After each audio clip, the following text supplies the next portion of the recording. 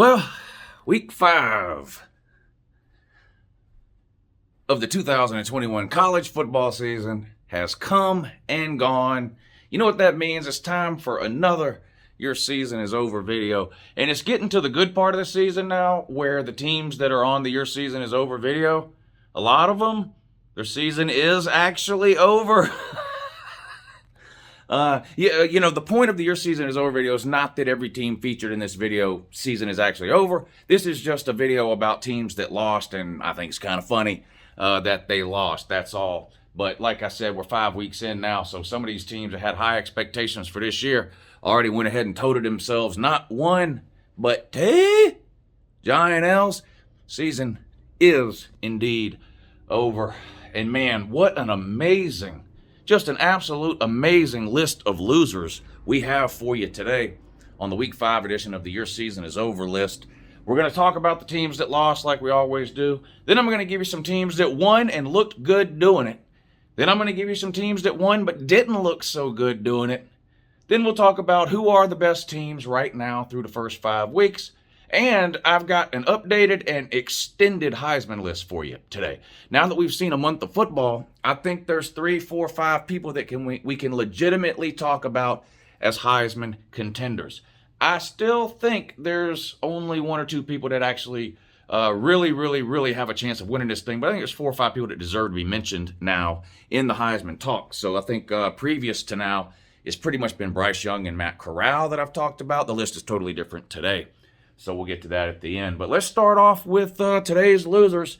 And I can't think of a better place to start, honestly. It's Sunday morning.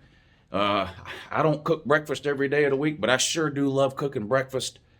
There's nothing like eating a good breakfast and drinking a couple of good cups of coffee on Sunday morning. And when you're talking breakfast, you're only talking one thing: bacon. Fried swine. And Arkansas got fried, roasted, filleted, chipped, any way you can think of to eat pork. That happened to Arkansas yesterday.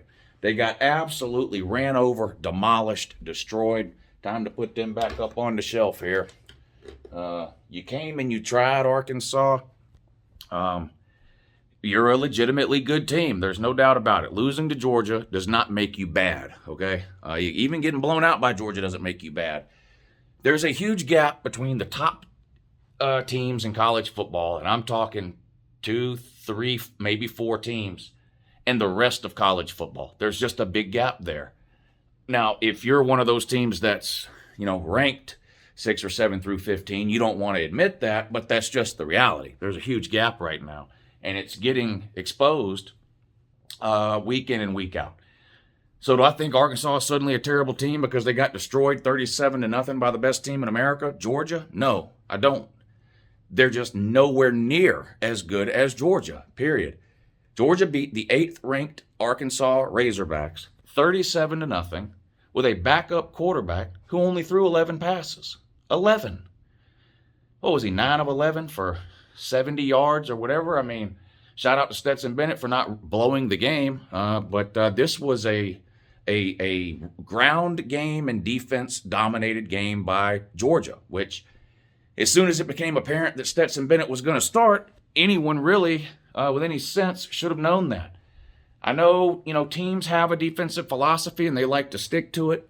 Arkansas really got hurt yesterday sticking to that 3-3-5 defense that they run. Now, that defense is great against the pass. It's great at preventing big explosive plays, which has worked for Arkansas against teams nowhere near as good as Georgia, particularly on the ground. It didn't work yesterday. It was apparent, like I said, to anybody paying any attention that Georgia was going to ground and pound yesterday, and Arkansas just refused to switch out of that 3-3-5 defense, and they got punished for it. And by the 4th quarter of that game, after Georgia's offensive line had leaned on Arkansas for 3 quarters, it was a no-mas situation. The Arkansas front had just completely deflated by that point. KJ Jefferson was never able to get anything going either through the air or with his legs. That wide receiver, Burks, was a non-factor in the game. I don't think he had a single reception. I could be wrong about that, but Nothing of significance from him, and he's a great receiver. He's a Sunday player. There is no question that Burks is a Sunday player, and Georgia was able to take him out of the game. And once Georgia eliminated the deep threat, Arkansas just was unable to run on Georgia's defense, which is not a surprise. No one has ran, say whatever you want about Georgia, no one has ran on Georgia in 3 years. Georgia's given up 2 rushing touchdowns total in the last 3 seasons. Everybody knows how good Georgia's defense is this year, and it is elite. One of the best defenses of this era you're watching right now with Georgia. One of the best defenses of the last 20 years. You're watching it right now in Athens, Georgia. The rush defense has been pretty good for a while. Like I said, only giving up 2 rushing touchdowns the last 3 years.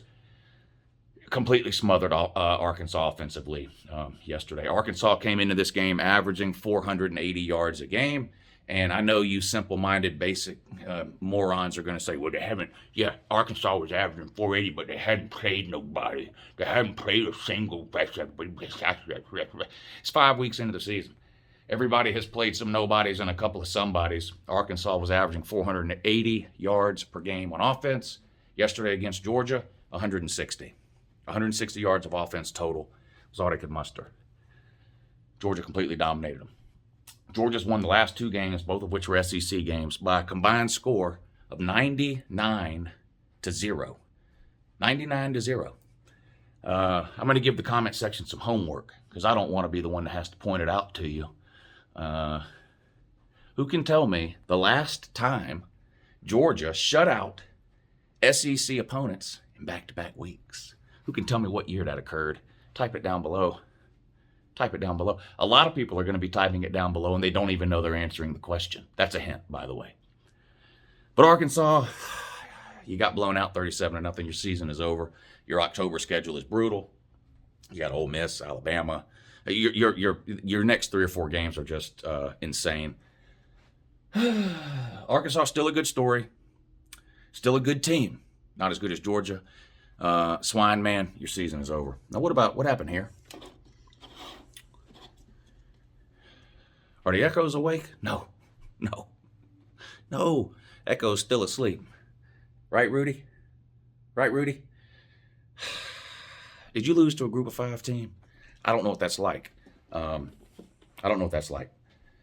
Kirby Smart's never lost to a group of 5 team, and never will. In fact, Kirby Smart beat the same Cincinnati team beat you yesterday, beat them last year. Cincinnati's a good team. I've been telling everybody to stop with the Cincinnati ain't no good. Again, it's the who have they played thing. Look, I don't understand. I don't know how else to say it. If you can't watch a football team play 4 or 5 games and tell whether they're good or not, regardless of who they're playing, then you're just an idiot. And I don't understand why you're even a college football fan. You can watch Cincinnati play the first 4 games of this season. You can watch them play the 12 games they played last year. They're a good team. They're a legitimate top 10 team. I've had them in my top 10 since the preseason. They beat Indiana last week. They beat Notre Dame, or they beat Indiana 2 weeks ago. Beat Notre Dame yesterday, and Notre Dame's season is over as a result. Notre Dame is too good, can't be bothered with a conference, so they only play 12 games. They've got to go undefeated to get in the playoff. You didn't do that, Notre Dame, so you're not getting in. Sorry. The rest of your schedule is mush doo-doo. Who's the best team left on Notre Dame's schedule? Southern Cal?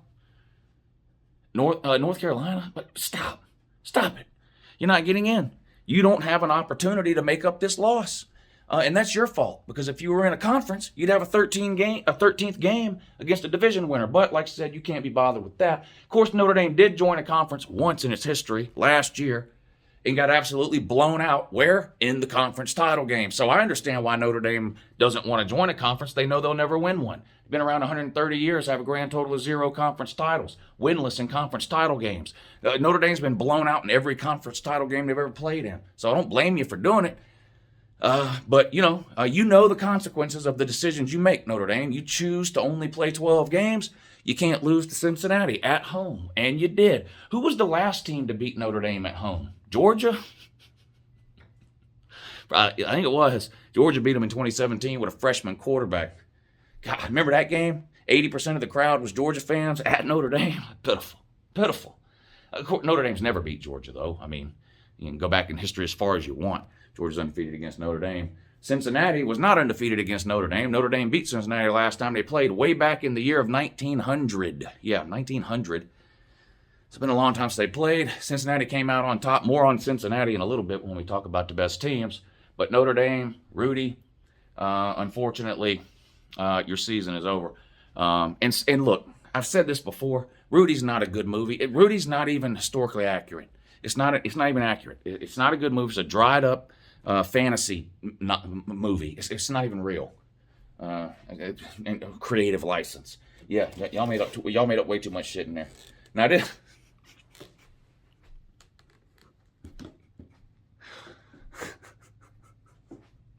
this might be my favorite part of the video here.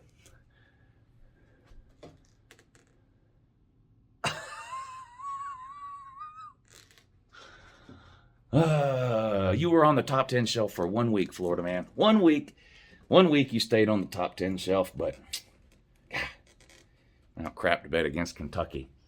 Some interesting statistics about the Florida-Kentucky series. Yes, Florida historically has owned Kentucky. Specifically over the last 35 years or so, everybody knows Kentucky now has only beat Florida twice in the last 35 years. And both those losses are by Dan Mullen. Florida beat Kentucky something like 33 years in a row, and then they hired Dan Mullen. Dan Mullen has now lost to Kentucky half the times that he's played them.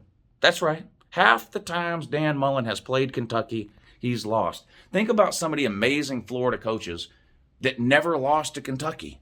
Jim McElwain never lost to Kentucky. Will Muschamp never lost to Kentucky. How about this one? Ron Zook never lost to Kentucky. Never mind losing to him twice, Dan, like you did. Dan's a complete clown. This Florida game was one of the funniest things I've ever seen. Florida had an extra point, a field goal blocked and returned for a touchdown by Kentucky. Just a comedy of errors by the Florida offense. The Florida offense looked disjointed. They couldn't get anything going on the ground. Obviously, they couldn't get anything going through the air because Emily Jones is their quarterback.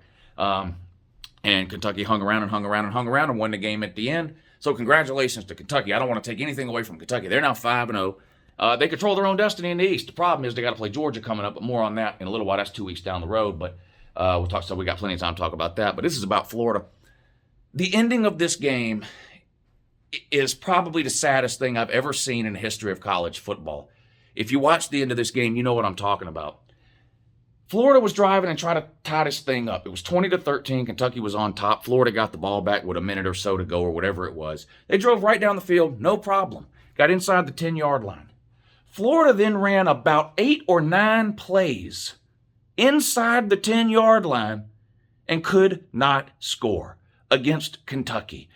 With the game on the line, with the clock ticking and running down, with your season on the line, Florida's already got a loss in the SEC. Season on the line. And you say, well, how do they run 8 or 9 plays inside the 10? Well, they got down to about the 5. They committed a false start, backed them up. So it's 1st and goal from the 9 or whatever. They get back up to about the 5. If 4th down comes around, they throw an incomplete pass or something. But there was a penalty on Kentucky, which gave Florida an automatic 1st down.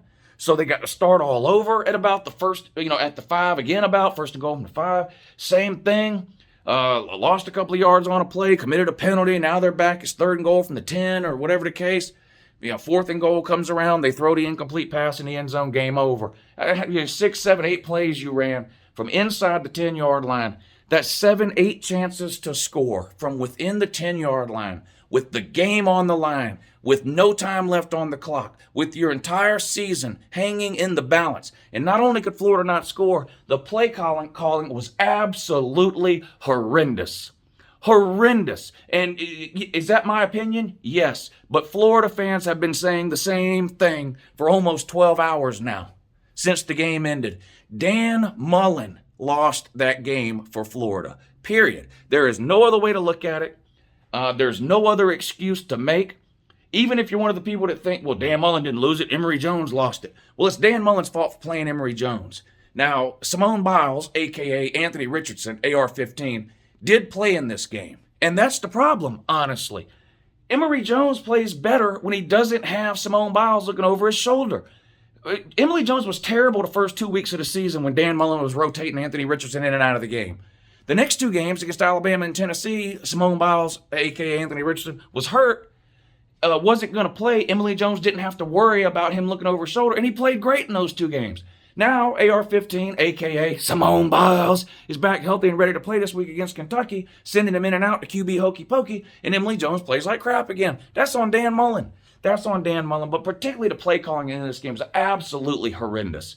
Absolutely horrendous. Is Kentucky a terrible team? No, but this is the same Kentucky team that only beat South Carolina 16-10. This is the same Kentucky team that 2 weeks ago was losing to Chattanooga in the second half. This is not a great team by any means.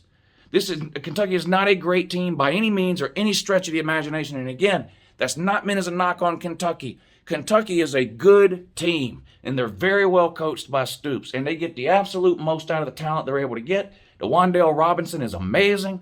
He's from Kentucky, enrolled at, was it Nebraska?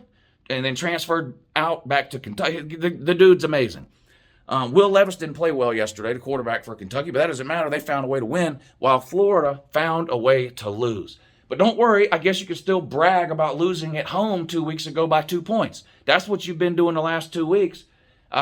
Or you can brag about losing on the road by 7. I don't know. You can either brag about losing on the road by 7, or you can brag about losing at home by 2. Either way, you're bragging about a loss because you're pitiful, piss poor, pathetic, and sad. And Florida, in all reality, no joking aside, I'm not kidding, your season is over. Over. I almost hope Florida beats Georgia. Georgia could absorb a loss. It's no big deal. All Georgia's got to do is get to the SEC title game at 11-1 or 12-0 and win, and they're in the playoffs. But I almost hope Florida beats Georgia. Florida could, and that's what the Florida fans are saying. Well, we're still going to beat Georgia. If you beat Georgia, then what? Guess who's first place in the East if you beat Georgia? Georgia! You've got 2 SEC losses, Florida man. Georgia would have to lose 2 or more games. That's not happening. Wake out of your stupor and your stumber and your slumber too. What is this? What is this? You know what this is? This is a bill of goods. This is a bill of goods that we've been sold. Oregon, you're not any good. Win at Ohio State, be damned. Oregon is just not very good. Now, you were on the top 10 shelf, too. Time to make room for you back up here on the Pac-12 shelf somewhere. We'll get these spread out and organized later. I had you 3rd last week. I had you right there last week. I had you in 3rd place last week. You want to lose to the tree? You lose to the tree, to Stanford. Yeah, you beat Ohio State. Now, do I think Oregon's season is really over? Not just because they lost yesterday. No, they still have a good win at Ohio State. Now, Oregon needs Ohio State to keep winning. Oregon needs Ohio State to keep winning now, and Oregon cannot lose another game. And it's still possible that Oregon could go 12-1 with a Pac-12 title and not get in the playoffs because the perception of the Pac-12 is so bad. They were hanging the hat on Oregon. Now y'all have lost to an average at best Stanford team. UCLA lost again yesterday. Arizona State's not very good. Southern Cal is tumbling down a cliff. They don't even have a head coach. So the perception of the Pac-12 is not very good. Most likely you needed to be undefeated to make the playoffs, especially with Cincinnati now beating Indiana and Notre Dame. Ask yourself this, Oregon man. If it comes down to a 12-1 Oregon with a loss to Stanford, or a 13-0 Cincinnati, who do you think's getting the 4 spot? What if Oregon becomes the first Power 5 team to lose out on a playoff spot to a group of 5? You brought this on yourself, Oregon man. You brought this on yourself. How do you lose to the tree? The tree's not very good. All right, those are the main 4 I wanted to feature, but don't worry, we got some more losers. I'm going to start with this one right here. I'm going to start with this one right here. The fruit. That's right, the fruit. Well, here you go. The fruit known as Syracuse. Jesus. Now, why would I even waste time talking about Syracuse on a video like this? Well, it's because of who they lost to. You lost to Florida State. You don't have any idea how hard that is to do you? Florida State is an absolute abomination. I refuse to even call Florida State a football team because they're not. I feel like doing like Butch Jones and calling them a group of individuals. They're not a football team. They are absolutely horrible, and you lost to them. Anybody that loses to Florida State, anybody that loses to Florida State by any amount or for any reason, immediately gets featured on a Your Season Is Over video. The good news for Florida State is it looks like they might win 2 games now. Yeah, they got UMass coming up. They're probably going to win that one. So now they might finish 2-10 instead of 1 of 11. Is 2 wins enough to save Mike Norvell's job if they go 2 for 10? Well, I don't know. It's going to be about money is what it is. It's going to be money and what coach they think they can get to come there if they do fire him. That's what it's going to come down to. They're still paying Willie Taggart, so who knows? But my God, the Fruit lost to White Tonto. I'm sorry. Yeah. Oh, why are you talking about Syracuse? I don't care who. Anybody loses to Florida State, they're getting featured in this video on Sunday. That's just the way it is. Now, what is this Jekyll and Hyde here? What is this? First of all, it's a terrible team full of nerds and future Pep Boys service managers. But besides that, lose week 1 to Northern Illinois? God. Come out the next week, almost beat Clemson. Then they do beat North Carolina, and it wasn't even close. And come out yesterday and just get absolutely ran over by Pitt. This game wasn't even close. It was a home game for Tech. It was in Atlanta, and they just got absolutely destroyed. Just absolutely destroyed by your typical 6 or 7 win ACC team. I mean, that's what the ACC. The ACC is a group of 7-win teams. Some end up winning 4 or 5. Some end up winning 7 or 8 because they all have to play each other. But these are all a bunch of terrible football teams in the ACC. Every single one of them, by the way. There is not an elite team in the ACC. North Carolina, not what we were told. Clemson, obviously not what we were told. There's no one else in there even worth mentioning at this point. Miami and Florida State are in the toilet bowl. Florida State's already been flushed. Miami's circling the drain. More on them in a minute. But the ACC is a total disaster. And Georgia Tech, you laid a complete egg at home yesterday. Maybe next week you'll come out and almost win to give your fans something to beat their chests about. But how bad is the Georgia Tech game going to be at the end of the year? My God, y'all better claim COVID or something on that. What is this? Speaking about teams that we were told were going to do something that they can't do. Texas A&M lost to Mississippi State. You lost to Bigfoot. Let that sink in. You lost to Mike Leach. That Mike Leach. Bigfoot. Probably the worst team. Is Mississippi State the worst team in the SEC? Well, Vandy's the worst team in the SEC. Who's the worst team in the West? I thought it was Mississippi State. It might be. Is it possible that Texas A&M started the season ranked in the top 10 and might end up being the worst team in the SEC West? Who's better than who's Texas A&M versus Ole Miss? Who would you take? I would take Ole Miss. Texas A&M versus Arkansas. Well, we already know Arkansas destroyed them. Bama. Oh, is that game coming up this weekend? Oh my God. Oh my God. Oh, Jesus Christ.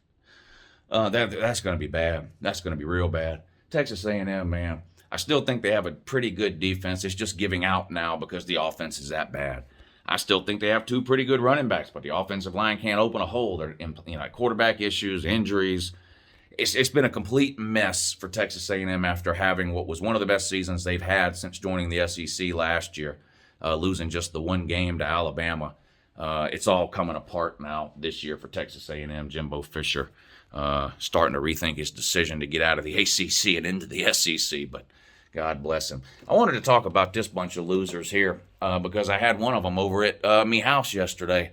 Isn't that right? Shout out to Golden Blue Man, who was one of several people from around the YouTube community that came over to Uncle Lou's house yesterday and watched football with me all day long. Pigskin Pete, Jesse J, Raj, Huffer Billy Paw, Bulldog JC was here. I'm probably leaving somebody out. Golden Blue Man. Anyway, I had several people here. Raj brought his wife, but of course Battle Angel was here. Anyway, we had a great time. And man, poor Golden Blue Man. There was Georgia fans here, there was Clemson fans here, and there was West Virginia fans here.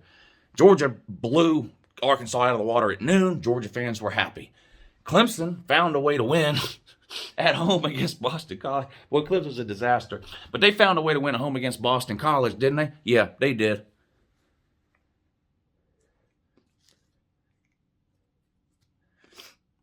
So all the people that were here saw their team win yesterday, except for poor Gold and Blue, man.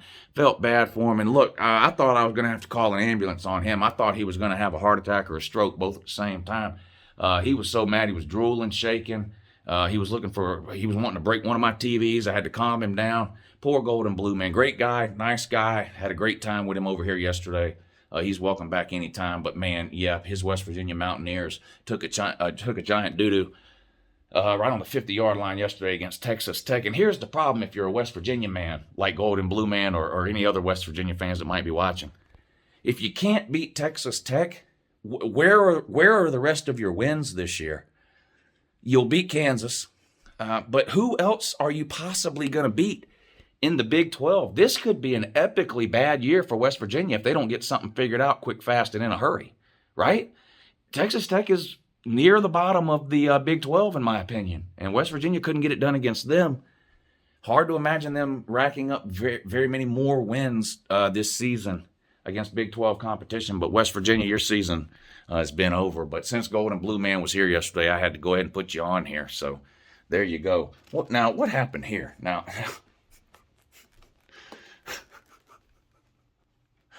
I'm starting to think calling this team the Corn Dogs is being a little bit too nice to them. These worse than corn dogs. I mean, I actually like corn dogs. Corn dogs taste good. Corn dogs make you feel good. There's nothing making you feel good about LSU right now. Lost at home at night to one of the worst Auburn teams we've seen in a while. They got a head coach that's way out of his league and doesn't know what he's doing. They've got a 3-year starter at quarterback who's absolutely terrible and was terrible again yesterday outside of about 3 plays. An Auburn team that should have lost to Georgia State the week before. And you come out, LSU, and just lay a total egg at home at night against, like I said, one of the worst Barner teams we've seen in a while. And, some of you know, I do a series of videos called Comment on the Comments, where I go to a certain video from the past or a certain group of videos from the past, and I pull up comments, and I basically laugh at them or see how they have held up over time. I made a video this offseason about Ed Orgeron and the fact that he's not an elite head coach. Now, in that video, I gave him his credit for his national title, even though people with a brain, myself included, know that it was Joe Burrow and Joe Brady that got LSU to 15-0 that year. I said in that video over the summer, Ed Orgeron is the one that made the decision to bring in both Joe Burrow as a transfer and Joe Brady as the passing coordinator or co-offensive coordinator. So I think Ed Orgeron does deserve his credit for that national title season. However, go back and look at Ed Orgeron over his history as a head coach. No matter where he has been, he's about a 7-8 win coach, 9 wins in a good year. That's about what he is. And that's what he is going to be at LSU, never mind the 2019 15-0 season, which no one's going to take that away. I'm not trying to take that away. That was an amazing season. That 2019 LSU team is one of the best of the last 10 years for sure. That was a great team. And Ed Orgeron deserves his credit for it. That ain't happening again with Ed Orgeron. He's just not an elite level coach. He's not. 6-6 or 5-5 last year. You go 15-0 in 2019, national champions, blow out everybody you play. Following year, you go 5-5. And I spent all offseason. I said Ed Orgeron, not an elite level head coach, but LSU's got too much talent to go 500 again. Shit, I might have been wrong. LSU might go 500 again. LSU's bad. Again, if you can't beat Auburn, start looking around. Where are the rest of your wins coming from? So this is getting to be a bad situation at LSU with Ed Orgeron. Then add on all the NCAA stuff that's going on top of that. If a couple of more pieces fall off of this corn dog wagon, they could be in the market for a new head coach at the end of this season. It's possible. So I'd love to go back to that video I made where I said, and that's what I said in that video in the offseason. Ed Orgeron's not a very good coach, and he's on the hot seat, and it wouldn't surprise me if they have a bad year if they get him gone. Boy, the LSU fans were beside themselves mad with Uncle Lou. Now, find an LSU fan now. Boy, they can't stand Ed Orgeron now. They want him gone. So I'm going to have to do a comment on the comments on that. But LSU, Corn Dog Man, Bayou Bingo. Your season is over. Your season is over. You're just not a good team. In fact, you're terrible. Matt Corral, we hardly knew you, sir. We hardly knew you. Yesterday was your big chance, your big opportunity, your moment to shine, if you will. And what did you do? Well, unfortunately for you, you pushed a plastic plate. It wasn't even a plastic plate. It was one of those cheap paper plates. You know the real cheap ones that are so thin that if you go to a party or you go somewhere where they have those paper plates, they're so thin you have to get like 4 of them. You know what I mean? In fact, some of those, they're so thin, it's almost impossible to even take just one plate off the top. You try to take one and they're stuck together because they're just so thin, and you end up with 5 plates and 1 hamburger on the top of it.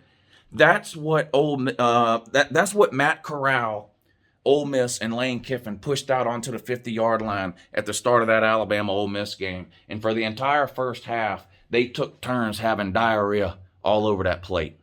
35-0 at the end of the first half. The game was over in the first quarter, really. Alabama just, up and down the field. I think Alabama scored on its first 4 possessions. Ole Miss, typical Lane Kiffin, goes for it on 4th down almost every single time. Gets down to the 5-yard line on their first drive of the game after already making it, I think, twice on 4th down to get down there. They go for it again on 4th and 1 from the 5, don't get it. Come away with no points. Alabama goes on a 95-yard drive, scores a touchdown. I knew right then the game was over. You're a genius when you go for it on 4th down and get it. You're an idiot and a goat when you go for it on 4th down and don't. And Lane Kiffin's aggressive coaching style cost Ole Miss early in that game. That combined with the fact that Matt Corral really just couldn't do anything, couldn't get anything going. Alabama completely dominated the first half.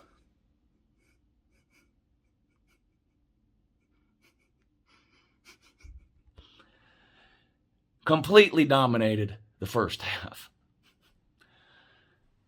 Ole Miss won the second half, though. So, final score 42-21. So you're up 35-0. Final score 42-21. So Alabama won by 21 points over the 12th ranked team at home. Georgia won by 37 points over the 8th ranked team at home. For the half of you watching this video that can't do basic math, 37 is more than 21.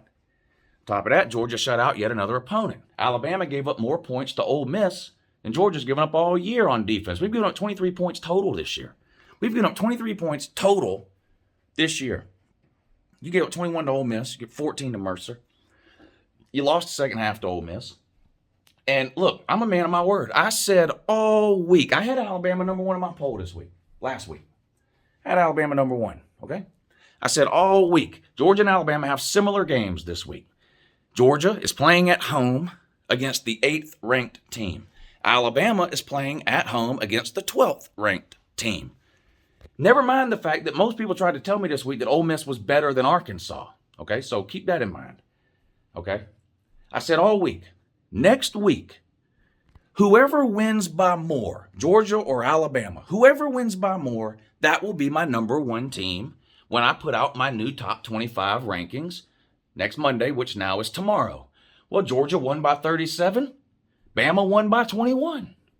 So don't be surprised tomorrow when UNCLELOU's top 25 comes out. Don't be surprised.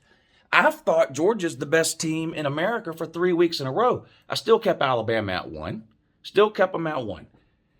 But yesterday was a pretty fair comparison between the two, in my opinion. And it would say, oh, well, they could have scored 100. Well, so could Georgia. Alabama thinks they're the only team that when they get a big lead, puts in substitute players and slows down offensively. No, literally everyone does that. Georgia did that too. Georgia had walk-ons and 4th stringers playing in the entire 4th quarter. Still won 37-0. Okay, you won 42-21. I'm swapping you around in next week's poll. Doesn't mean anything. Only thing that means anything is the first Saturday in December. But Georgia's the better team right now. That's just reality. You can't look at the first month of this season and find a better team than Georgia. You can't. You can't. Now, you can cry about it, but I say this all the time. Just because something hurts your feelings doesn't mean it ain't true. Yeah. Now, I don't even know why. Why did I put this up here? I don't have any idea. What the hell would I put Baylor up here for? That makes little to no sense. Oh, I remember why I did it now. I only put Baylor up here because they lost to Oklahoma State, and I wanted a reason to talk about Oklahoma State. Oklahoma State's undefeated. So, what? Now, I don't think they're a great team, and they've got some tough games coming up. But when you get 5 weeks into the season, it's time to start recognizing the undefeated teams. And Oklahoma State, to this point, is undefeated. So, Baylor, your season never even started, but it is over. I'm thinking about just leaving this team right here on this table, on the your season is over table for the remainder of the season. How good is that Miami versus Florida State game going to be? Well, that's going to be a great game. Who's going to be favored in Miami and Florida State? It's a pick 'em. It's a pick 'em. I can't wait. Finally, that rivalry would be worth watching again. The last couple of years, Miami was decent. We knew we were going to blow Florida State out. This year, both of these teams, Miami and Florida State are so bad. They're like forget doo-doo confirmed or mush doo-doo or hot doo-doo. Forget that. Miami and Florida State are so bad and have been so bad for so long. Now they're doo-doo that has stopped stinking. It's just old and stale at this point now. But at least the Florida State-Miami game will be worth watching this year because it's two equally piss-poor teams. Miami, shout out to the Miami Vols. I mean, that's what they are. They're going to fire Manny Diaz. What a disaster it is down there. Who's taking the Miami job? Who wants that job? I can't imagine anybody wanting that job. The players have to Uber to home games. It's just sad down there. It's sad. You got Ed Reed. You got a paid groupie hovering around the program, the sideline, doing nothing. A no-show mob job. They're paying this guy whatever they're paying him just to hang around. I mean, it's just a bad situation down there. And the fans are making it worse, honestly. There's your list of losers. Now, we got only one team, really, that I want that won and looked bad. And to me, again, it's Oklahoma. Oklahoma's undefeated, so they're going to stay in the top 10 because everybody around them keeps losing. But has anybody watched Oklahoma play a game yet this year and gone, now there's a playoff team? They just have not looked normal all year. They look disjointed. They struggling to really find identity on offense. I mean, Spencer Rattler is kind of up and down. The running game outside of that hasn't been very good. Their offensive line is probably the worst it's been in several years. And maybe I shouldn't be surprised, but the defense, it just keeps letting them down over and over. And I thought this was going to be the year that defensively Oklahoma was going to put something out on the field worth watching. And there have been times during the season where the defense has looked that way, but there's just been too many times where it hasn't looked that way. Now, like I said, they won, and they had lost to Kansas State 2 years in a row. Oklahoma had. So in that regard, this was a good win. They finally beat the team that they've been unable to beat for the last 2 years. But beating Kansas State 37-31, to me, is not an impressive win. And, luckily for Oklahoma, the Big 12, outside of, who's going to beat Oklahoma? Oklahoma. If Oklahoma loses a game, it's going to be because of something they do, not something anyone else does. That being said, isn't this week the Texas game? Don't look now, but Texas has looked better since that loss to Arkansas. Now, we'll see what, if anything, that means for the Red River Shootout coming up this weekend. But if I was an Oklahoma fan right now, I would be nervous about this game. Outside of the fact that Oklahoma has dominated Texas in this matchup in the last 10 years, Texas right now, today, looks like they're playing better football than Oklahoma. So I think this could be a good game coming up this weekend for Oklahoma, but I just wasn't impressed with that win. Now, here's some wins I was impressed with. Georgia, 37-0 over Arky. Cincinnati, 24-13 over Notre Dame. Two impressive wins. I'm impressed with Kentucky. Kentucky did what they needed to do to get a 500-pound gorilla off their back. Kentucky has lost the Florida game mentally 3 or 4 times in the last 10 years. Kentucky should have beat Florida 4 or 5 times in the last 10 years. They've beat them only twice now. Kentucky usually finds a way to lose these close games to Florida. They found a way to win yesterday, so I put them on here. Bama, 42-21 over the 12th ranked team. That's a good win. But forget, other than the trash talk about who's better between them and Georgia, Bama clearly the first or second best team. Iowa, is Iowa the third best team? Yes. Iowa should and probably will be ranked 3 in every single poll that comes out this week. They destroyed Maryland on the road during the week. That's hard to do. You see a lot of ranked teams lose on the road during the week. Iowa destroyed Maryland on the road. Penn State keeps on rolling, 24-0 over Indiana. Ohio State put up half 100 on Rutgers. Rutgers is pretty good. This is the same Rutgers team that held in there with Michigan 2 weeks ago. They only lost to Michigan, 20-10 or something like that? Ohio State comes out, puts up 52 on them. Man, Ohio, don't look now. Ohio State is getting better. Michigan rolled again. 38-17 over Wisconsin. First win at Wisconsin since people were using Blackberries. Michigan's undefeated. Auburn, that's a good win. Look, you beat LSU at night. That's a good win. Auburn's not any good, but that's a good win. And it's a good thing you got one, too, because you're fixing to get humiliated in 6 days. Auburn plays Georgia this coming week. My God. Jeez, hide your women and children.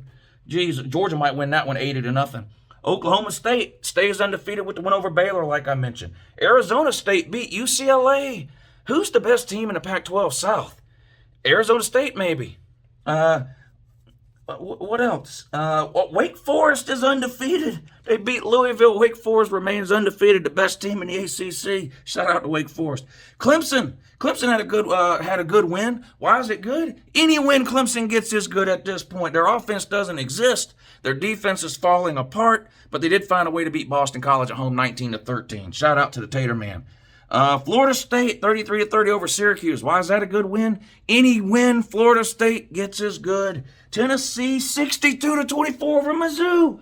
Shout out to my Tennessee fans. They haven't had anything to be happy about in a long time, and I know Mizzou's terrible, but go back and look over the last 10 years. You won't find very many times where Tennessee has beat an SEC opponent like this. 62-24. Big win for Tennessee. Big step towards becoming bowl eligible, too, later on down the road. And Nebraska found an offense, beat Northwestern 56-7. So there's some good wins for you.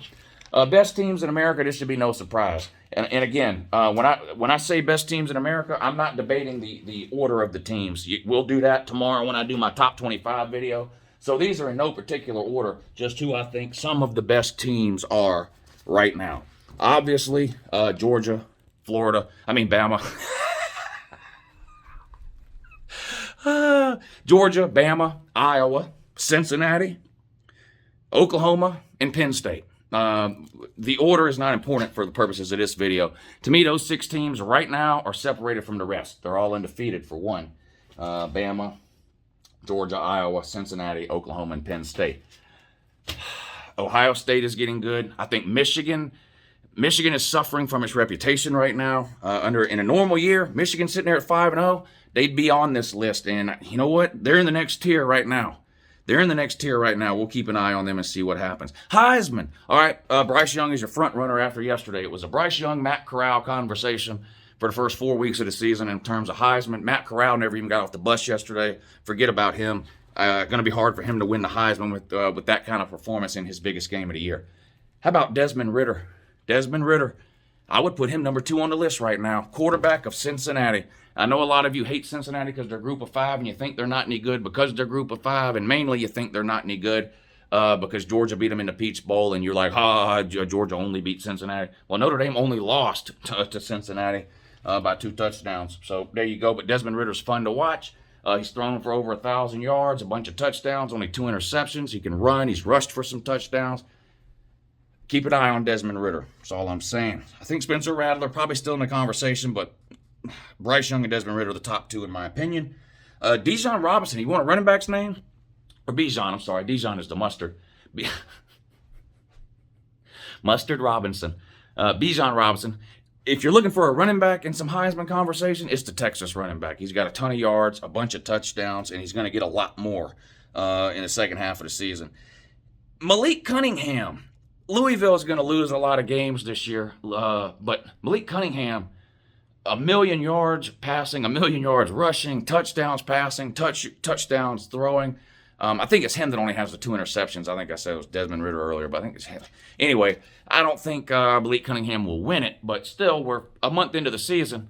Those are the 4 or 5 names to me that are jumping out as potential Heisman candidates or finalists down the road, at least at this point in the season. All right, there you go. Week 5, list of losers. Man, what a great weekend of college football. A great weekend to be a Georgia fan. We dominated a top 10 opponent at home, winning 37-0. And Florida and Georgia Tech lost. Florida mad as hell. You know, some of these Florida fans still hate Todd Grantham. You held Kentucky to 20. Dan Mullen is the problem. Dan Mullen is the problem. Face it, Florida man. Dan Mullen's just not that good. 2-29 against top 10 teams. Look, Florida is 1-5. 1-5 in their last 6 games against Power 5 teams. 1-5 in their last 6 games against Power 5 teams. That's humiliating. And their only win in those 6 games is against Tennessee. One of the worst dumpster fires in America. Have a good morning.